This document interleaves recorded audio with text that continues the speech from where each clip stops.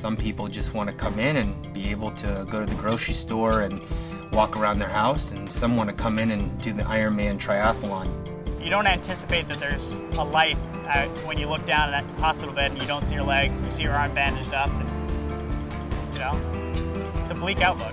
For me, that not walking is not an option. I wake up in the morning, I put my left shoe on, I put my right leg on, and I go about my day.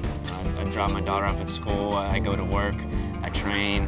When I come home at night, I take a shower, I take my leg off, and I go to sleep. And I think when you get to a point where, okay, I'm gonna live, now what am I gonna do with my life? I think people's goals in life changed. I set a goal before I met him at running an Ironman, and I didn't know that my prosthetist was gonna be a triathlete who was competing in Kona. With somebody like Eric, when he says, hey, I'm gonna do the Ironman, the first thing I'd say out loud is, do you understand what this means for you and for I? For me, it's a fun journey because watching somebody that I've known from the beginning that came to me in a wheelchair, now looking to accomplish the hardest endurance sport in the world, it's pretty exciting. From the day that I was injured, it took about 22 months to get from injury to crossing the Ironman finish line. And now that I got there, now I have a time to beat. I want to see how good I can get. Levi was very unique because he came in here with his limbs, and now he's out walking out the door with limbs that I made him. I had been through 11 surgeries on my left heel, so I brought it up to the surgeons, what about not having a foot? To see how well he's doing his quality of life from having two very destroyed ankles to now he's out riding his mountain bike, dirt biking, doing life again. I'm actually getting goosebumps right now thinking about it. It really, really just opened my eyes to the world of prosthetics. I had no idea. I thought I was going to have a peg leg. As a Marine infantryman, we define ourselves on our physicality, and we're combat veterans. There's nothing we can't do. I surf in Hawaii, I've surfed in California, I've skied in Canada and Colorado, and I'm up there, I'm active, and once I'm out doing these sports, I'm riding my bike or running, I'm just as able as anybody else.